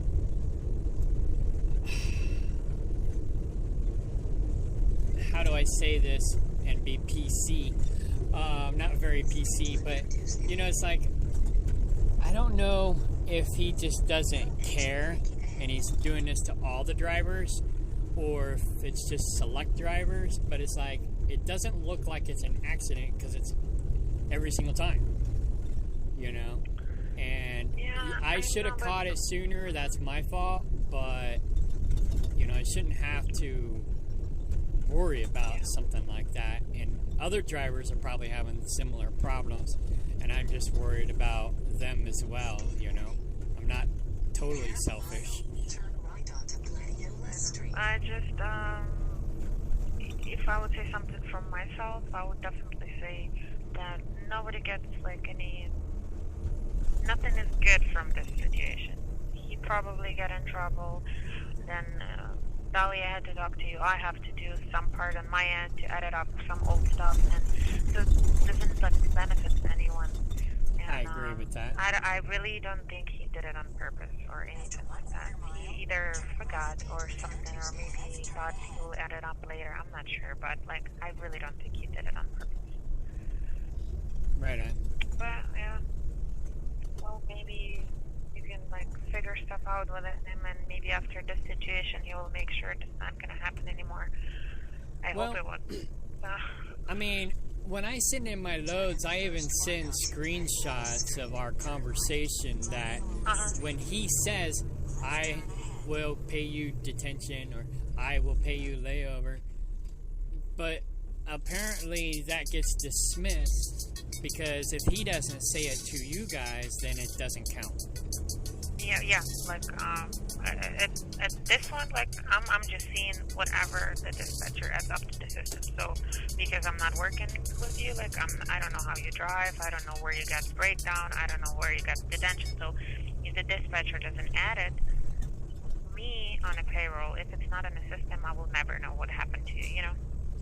Right, so even if I upload it to the system, even a screenshot of him saying it, you guys don't even see that? Or what? How does that work? He has to add it or by himself, or he has to notify us to add it, that you had the detention or something. Otherwise, there's 300 drivers. You know, we're not working with you directly. We don't know when did you get detention or when did you get layover, and if the dispatcher doesn't edit by himself or doesn't notify us that you had that, we're not going to be able to see it. Okay, so you don't even see the trans flows when I upload them.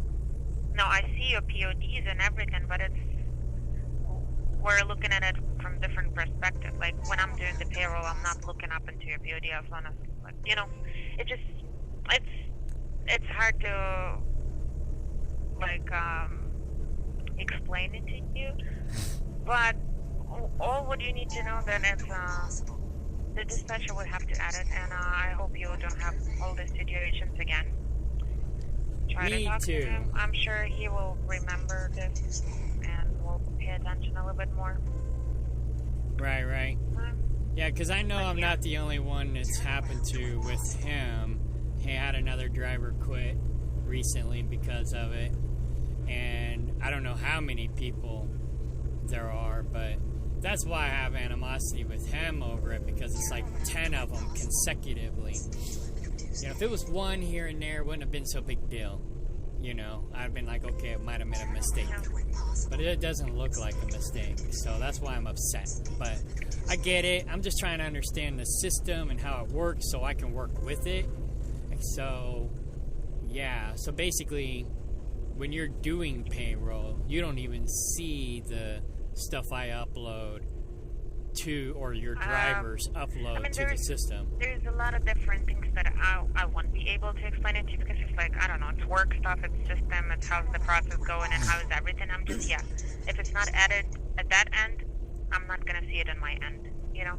Right. And, but So- I'm sure he heard enough today about the situations, and I really do think it's not going to happen again, you know, so let's just hope for good. I hope it's all going to be good, and Yeah. I don't want to see any other drivers get screwed over. But, so basically the problem is more or less in the system, because if I report it and he doesn't report it, then I don't get paid, basically. like, you don't talk to me, you know, and what if you're going to tell me you have 15 hours of detention? So if I'm not going to have a proof from the dispatcher, I'm not going to pay it. So basically, yes, whatever dispatcher puts up to your load, either by himself or tells us to do it, that's what's going to go into your paycheck. If he's not adding it up, Right. So I even don't if see it, even if you guys see a screenshot of him telling me that it's supposed to be in the system, that doesn't matter as long as he doesn't tell you that it's supposed to be in the system. well, you know, sometimes it's different. I've been a dispatcher before. You know, sometimes you think they're gonna pay for 3 hours, or you stay there for an hour and you put up 4 hours. Who knows what's the situation? You know, if I'm not working with you, I'm not aware of what happened or anything like that. So yeah, here he would be responsible to put it up in the system. Right. I know. So yes, when I'm doing the payroll, and I'm not looking up at the pictures of the screenshots of who had detention where. It should be all done, you know? Right. Okay. I get it now. I got it. Yeah, but let's just think positive. I It's try. all good now. Yeah. Yeah. Don't get upset. I really don't think it was done on purpose. I really don't think, and I hope you don't think so. And I don't all think add it up was. to your next paycheck, and I don't think it was necessarily like on purpose, like he was out to get me or anything. I just think it was on purpose, as in neglect, just plain out neglect. That's what I think. But or like he just doesn't care, or didn't used to care. Now he probably does. But that's just my opinion. You know what they say about those. So, but yeah, well, I'm just trying to understand the system and how maybe we can fix the system or fix the problem so it doesn't happen again, or maybe there's a way to resolve it so that that isn't the only viable solution, you know. So if I don't know. So it's all about, I feel like it's all about communication with the dispatcher. I mean, probably in this case, if you know for a fact that you should be receiving some detention, take a look at the paycheck, you know, the one that I'm sending you on Thursday. If it's missing stuff, text me back on that email. So I'll get back to him and I will ask him, you know, he told me, the driver told me, missing 3 hours detention on the same week. So I will take a look at it, he will take a look at it, and I'll make sure it's added for the next week or something. That's probably the case. I'm telling one more time, he's probably going to be paying more attention to this now, but if you had, like, I don't know, 3-4 hours of detention and you know you have to have it in your paycheck, take a look. If you don't have it over there, email me back from the pay stub that I'm sending to you and tell me I'm missing this and this. So I will look into it, I will ask the dispatcher, and we can figure that out right away, okay? will do. Yeah, I'll be paying a lot more closer attention from now on. Yeah. I mean, I did the first few months I was here, and those dispatchers did me good, and so I didn't have any problems, and so I kind of got lazy or whatever, and I figured, okay, everybody's honest here. When you first start a company, you don't know, but I felt like you guys were honest, so I kind of backed off and didn't babysit my paychecks as much, and then this happened, and I was like, but I mean, it's like there was one deal for like 60-mile round trip that he didn't pay me for a couple weeks ago, and I called him on it, and he said he would add it, but he never did. So it's like, why didn't he add that? So I don't know. I'm trying not to jump the gun or jump to conclusions, but I think about stuff like this, yeah, you can call and talk with Dahlia. Is Dahlia the one who's been talking to you before? Because she's the one who's gonna like report stuff if you can, or like investigate what happened, this and that. Because I'm just paying you for the loads with empty and loaded miles reimbursements, deductions for whatever I have in the system. Like if this situation constantly happened to you, yeah, tell that to Dahlia, and they will take it from there to the management or whatever, and they will figure the stuff out. Because feels like I'm not the person who can help you out with it. Dahlia would be, Right. Because I can tell you my side and my stuff that I'm doing from the payroll side, but there's basically none. I can get transfer that. it to like Dahlia and to management and stuff. Yeah, I get that. Yeah. Yeah. I was just mostly I'm just trying to understand it from your end so that I understand how it works, and but I am a little emotional about it too. So, and I try not to be. If you wait in on something big and it's not on your paycheck, email me back. I will text the dispatcher and we will try to figure that out. But yeah, I hope it won't happen again. So Me too. Thank you. Okay, well, have a good one. You too. Thanks. Thank you. Bye bye. All right. Bye.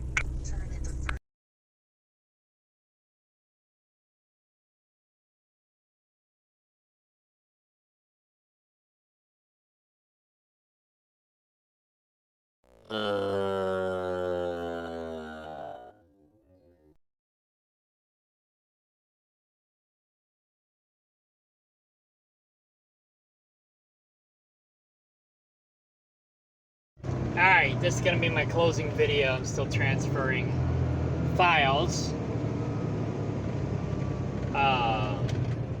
When Sophie and my mother called me, it interrupted my Bluetooth. Right onto North County Road 300 East. My Bluetooth transfer. I texted them to myself, but then when I went to save the documents via text, it didn't register. I don't understand why. I don't know. Technology sometimes is baffling. I used to be an IT guy, and even I'm confused. So, but there's more than one way to skin a cat. But I shouldn't say that because I love cats. Turn around when possible. They taste like chicken. No. Anyways, I guess cats and rabbits are pretty easy to skin, so that's why they say that. When possible. I don't know. I've never skinned either one. But anyway. So, I got 4 transferred already. I don't know if I can open this or not. Oh, that's why it's taking so long. It's an MP4. Turn around when possible. I accidentally also tried to transfer an MP4. That's why it's taking so long. I thought maybe I clicked on one. Oh, a U-Cut video. Turn around when possible. Oh well, I'll just delete it once it gets here. It's already at 50%. I'm afraid if I hit stop, then it'll stop the whole transfer and I gotta start over. So,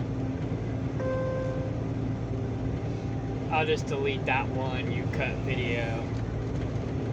Ending in 7234. 2, 3, 4. Sound off. 1, 2, 7, 2, 3, 4. But anyways, so does HMD care? That was basically what I was thinking about titling this video. Do they care? Does HMD care? I guess I won't really find out because I won't be here long enough to find out. I'm already out the door. But, you know, feedback.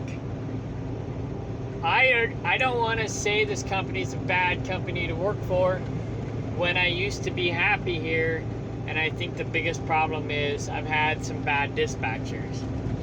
I do think there's some problems with their company policies, like the fact that payroll basically ignores the drivers when we submit that we should be getting paid for a layover or something, especially when I send them a screenshot of the conversation. Okay, I send them a screenshot because I screenshot when the dispatcher says I'm going to pay you layover or breakdown or demerge or whatever. I screenshot that most of the time, not always, sometimes I forget. But most of the time I'll screenshot that and I'll put it in my cam scanner database, and then I will scan that into TransFlow so they get a copy of it.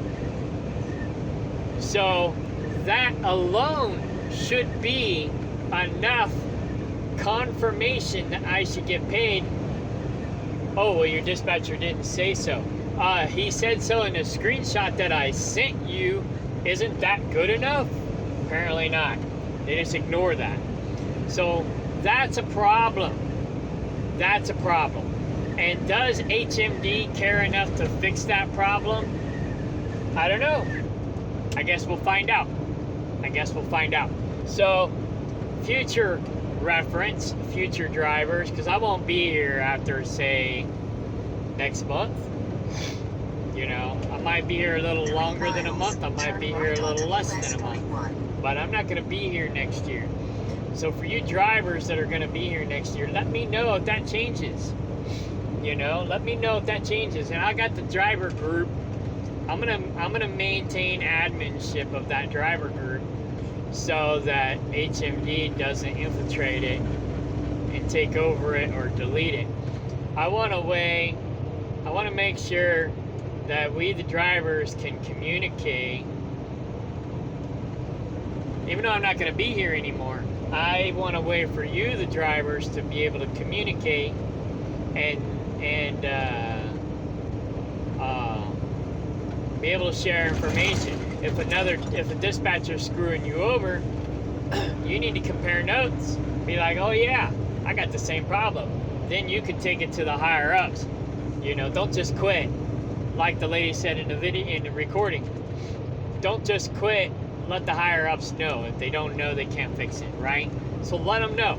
If you let them know and they don't fix it, fine, fuck them. Fuck them. Then quit. You know, go find somebody who deserves you.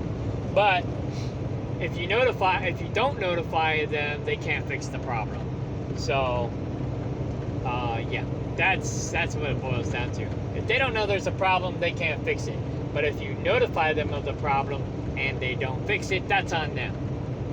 That's on them. So, yeah. I guess that's it. Let me know. Do they care? Hey, there's a... wonder how much that was. Anyways, thinking about getting a Dodge Durango. I love Dodges. Even though they have crappy transmissions. I love Dodges for some reason. Maybe it's because my grandpa loved Dodges. My grandpa loved... well, I also love corn binders, and I'm not a corn binder fan. I'm a Peterbilt, Kenworth fan. But my grandpa loved Dodges, although he had Buicks too. He loved Buicks too. Buicks and Dodges. Dodge Rams and Buick cars. That's what my grandpa always had. I mean, most of the time. He had some other stuff. I bought a Chevy station wagon off of him. I bought a Dodge Ram off of him. In half a mile, And then turn right onto US 41. This is a funny story. I'll have a funny story for an ending. My mother used my brothers and my child support money to help my stepdad buy this Camaro, right? This Beechin Camaro.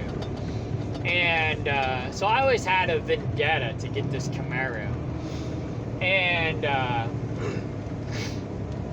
when he wanted to sell it, he would not sell it to me, right? Turn right onto US 41. He was a douchebag.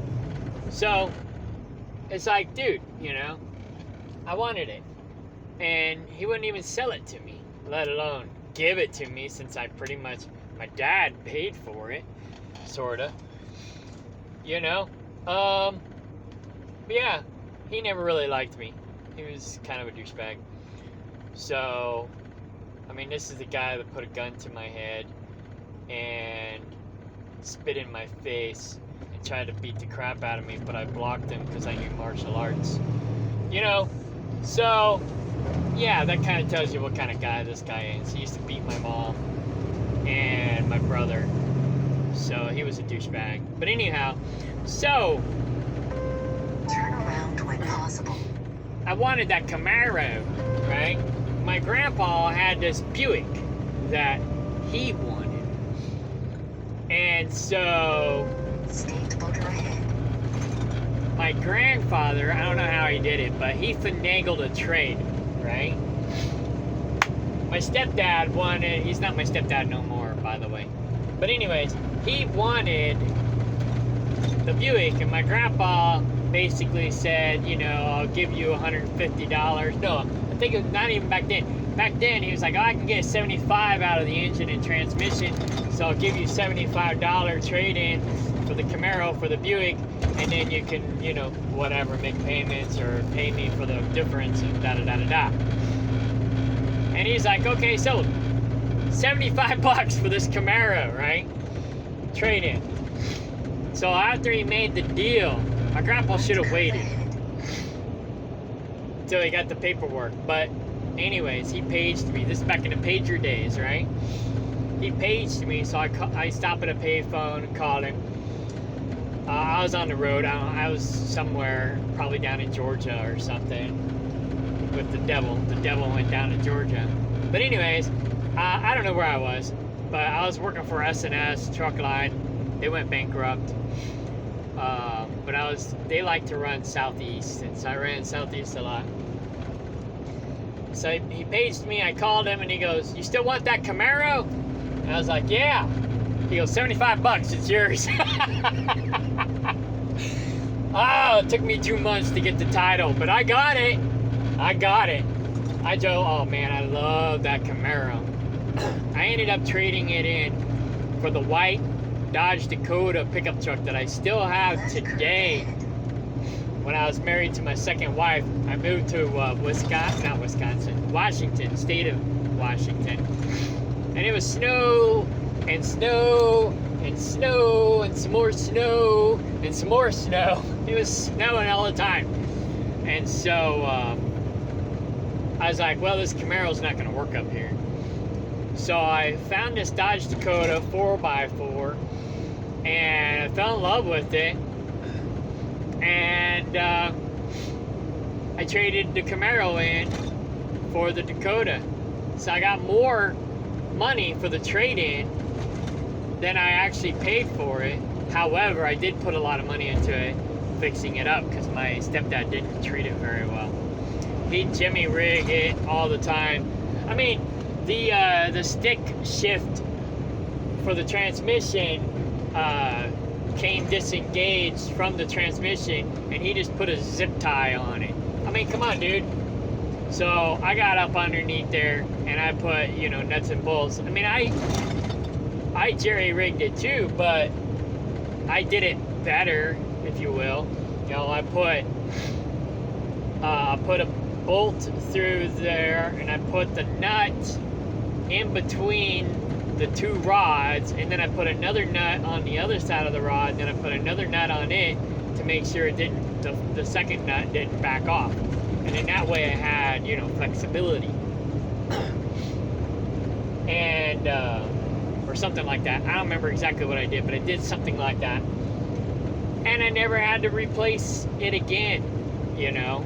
And I remember the reason that zip tie was a problem was because I don't know what I was doing exactly, but I think I had a child support cord or something. I can't remember. I was up in Liberty somewhere, and I thought I was doing child support, but I can't remember. Anyways, and I went to get into the car, and it wouldn't go in gear, and so I was like, gonna get my mom to get my grandpa's truck and trailer to come get me, you know. And she's like, oh, the zip tie probably came off again. You have to get up underneath there and put the zip tie back on. I was like, what? So I had to put the zip tie on there. So after I got the car, I was like, I'm fixing this. I ain't gonna have that problem again. And actually, I probably fixed it before that, to be honest. I don't remember when I fixed it, but I fixed it. But anyways, yeah, 75 bucks. And I traded it in for the Dodge Dakota I have now. And I still have that Dodge Dakota. I love that Dodge Dakota. It's been one of the best vehicles I ever had. I still miss the Camaro, but yeah, I love that Camaro. And I might actually get another one. I mean, the fuel price, whew, but I miss that Camaro, I really do.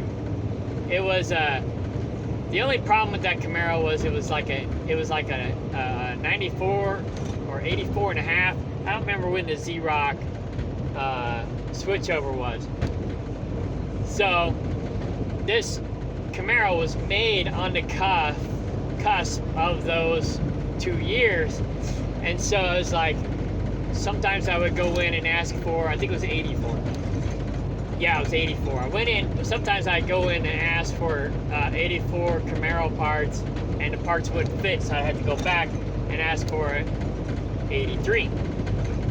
I think that's the cutoff date. I don't know, I'm not a car connoisseur, but I'd have to go back and get the year prior or the year later, depending on what year I originally got, and it would work. So I called it like an 84 and a half or 83 and a half Camaro, whatever. They don't make halves anymore, they used to, but technically that car was a half. But yeah, I had this part Z-Rock, I think that's what they were called, Z-Rocks. It had part Z-Rock parts on it, or IROC, I think it was IROC. Heck if I know. That was like 30 years ago, 25 years ago. Yeah, 25 some years ago.